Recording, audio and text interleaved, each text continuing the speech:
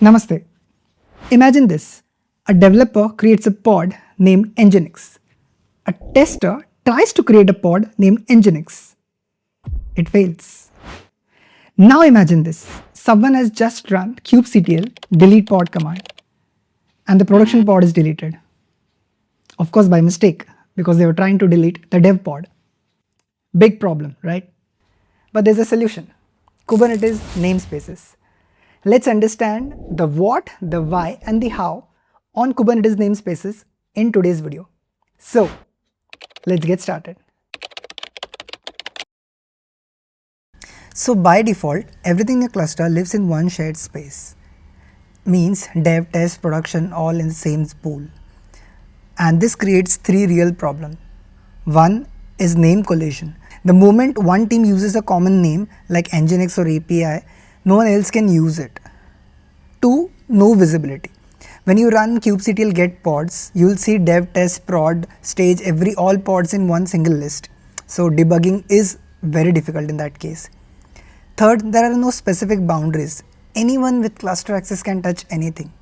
One wrong command and your production pod can be deleted. The fix is quite simple, a thing called namespace. And the easiest way to understand a namespace is through a simple file folder system analogy. Think about how files work on your computer. You can have a file named report.pdf inside your documents folder and another file named same report.pdf but in downloads folder. There's no conflict. But when you try to save same file name in the same folder like report.pdf in the same folder, your computer will say the file name already exists. So you won't be able to create the same name in the same folder. Now this is similar in Kubernetes namespaces. Your cluster is your drive. Your namespace is like your folder. Your pods and services are like the files inside the folder. A pod called Nginx in the dev namespace and a pod called Nginx in the prod namespace are two different things. So that will exist. But when you try to create two pods with the same name, Nginx in the same namespace, Kubernetes will reject the second one. Same as your file system. Namespace scopes the name. Now let's see default namespaces in the Kubernetes. The moment you install Kubernetes, it already has 4 namespaces created for you. Default, where your resources go if you do not specify a namespace. So everything we created in our previous videos went here itself. Kube system, Kubernetes own internal components like kube DNS, kube proxy, API server. Now do not touch this unless you know what you're doing. Then kube public, readable by everyone, even the unauthorized ones, rarely used in practice. Kube node lease, used internally to track which nodes are alive. So we don't have to worry about this as well. So for now we'll just work with the default one and the custom namespaces that we are going to create in this demo. Now let's quickly see the demo. So the command to get namespaces is kubectl get namespaces. Either this or you can just write ns.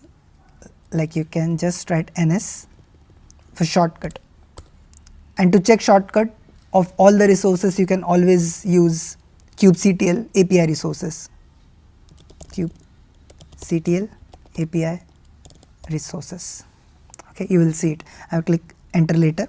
So here you can see these are the default ones. Now this is specific to this Kilocoda environment, so you will see some extra ones as well. Okay, but these 4 are the ones which are by default installed by Kubernetes itself, which we talked about earlier. Now if you want to see shortcuts, just click on this and here in the center you will see shortcut for all of this like config maps, which we'll be covering later, CM, etc., endpoints, etc. Okay, let me clear this. Now let's quickly create 2 namespaces. Kubectl, I'll just write K, create namespace, you can write the whole word or ns, create namespace dev, same create namespace prod. We use your imperative command, but you can also make use of YAML. It's a very simple YAML. It's like this. API version is v1, so it's a core object. Then namespace, kind is namespace, and in metadata under name you can mention whatever namespace you want to create. And then the process is quite simple, like we do it in other for other files. Now to check the namespace kubectl get ns, we can see prod and dev added here. Now let's quickly deploy a prod.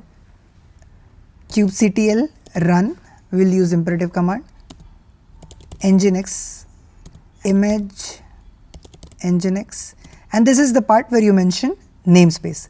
So hyphen namespace, or shortcut here in while creating a pod, the shortcut is like -n and then mention the namespace. We will say dev. Now if I do kubectl get pod, I will not see that pod because we created it in dev namespace. So to see that pod, I'll have to do -n dev, and I can see my nginx pod running. Now let's try to create the same pod in prod as well. So image nginx -n prod, same thing, get pod -n prod, and we're seeing nginx pod, one in dev namespace, one in prod namespace. See, we created with the same name and there was no conflict. Now if you try to create the same pod again, it will not create, right? So if I try to create same pod in production, it will say already exist. So there our point is proved. Now when you create a pod YAML, let me quickly show it to you. So when you create a pod YAML, giving namespace is quite simple. In the metadata, just mention the namespace, dev, prod or whatever. All other elements are same because this is just a pod creation YAML, and you will just run apply command and this will get created in dev namespace. So while creating this, you don't have to mention namespace separately while running the command. So let's try creating it. Name is my app, we'll create a pod name my app in dev. Okay, let me quickly copy it and save it over here. Vim pod.yaml, I'm just naming it YAML.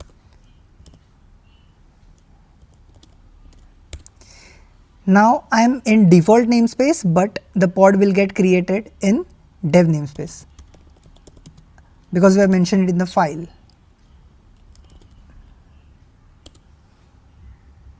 Pod is created. Now if we check it in get pod -n dev, we will see my app running as well.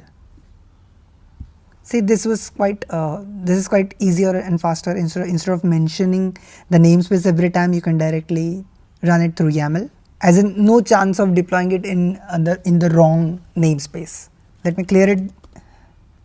Now to see all the pods on all namespaces, there is one single command, kubectl get pods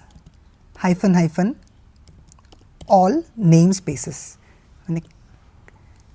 Now here all the pods running in all the namespaces will be displayed simultaneously in one screen, and the shorter version is -A. Now let's delete the namespace, kubectl delete namespace dev. Now when I delete namespace dev, all the pods inside it will be deleted as well. So this particular thing is similar to resource groups in Azure, if you are familiar with Azure. Now if we see kubectl get ns, we don't see dev namespace. Let me clear it. There is one bonus tip. Now let's say you're working on one namespace for a long time. So always mentioning -n for every command is boring, right? So instead what you can do is just type in like this kubectl config, then set context. This is another command. You will have to mention current, as in my current context should be set to this, and then mention the namespace that you want to work on. Now if I change it to prod, my context is changed. Now if I say kubectl get pod, I will just see nginx pod which we created in production namespace. I am not seeing dev namespace here, and if I want to switch back to the default one, just do it like this, just change it to default, and now if I do get pod, I should not see any resources. What if your front end is in one namespace and your back end is in another namespace? How will they communicate? Kubernetes gives every service a DNS name in the following pattern: service name .namespace .svc .cluster .local. Same namespace, just use the service name. Different namespace, call it by the full name. So it is isolated but still reachable whenever you need it. Not everything is namespaced. Something that confuses beginners: not every Kubernetes resources belongs to a namespace. Like nodes, persistent volumes, cluster roles, all are cluster wilds and are not namespaced. If you want to check which all resources are not namespaced, you can just run kubectl API resources -namespace equals to false. Namespace versus labels. One question beginners always ask is, if I can group things with label, why do I even need namespaces? Here's the difference. Labels are tags that help you filter and select resources like app equal to front end or environment equals to dev. But everything still lives in the same space. Namespaces are the actual boundaries. Each one has its own DNS, its own resource quotas, its own permissions. Different jobs entirely. Rule of the thumb: namespaces are for isolation, labels for organization. In real projects, you will anyways use both. Two more things that namespaces unlock, but they actually deserve their own videos. One is resource quotas, that will help you cap how much CPU and memory a namespace can use. And the second is RBAC, role-based access control. Exactly who can do what in each namespace. Dev team only in dev, SRE team only in production. Both will be covered in our advanced series, which I'll shoot after completing the basic series. Quick recap: one shared cluster means name collision, no visibilities and no boundaries. Namespaces fix all of this like folders in your drive. They scope every resource into a separate spaces. In the demo, we created dev and production namespaces, deployed pods with the same name in both and saw they never conflict. Plus bonus tips most tutorials skip: cross-namespace DNS, setting a default namespace, namespaces versus label, and what is not namespaced. If there's one single thing to take away, always use namespaces. Even on a small cluster, it is a habit that will help you save a lot of pain later. Thank you for watching till the end. I hope everything was clear. If not, put all of that in the comment section. We'll keep learning more Kubernetes concepts. Till then, keep learning.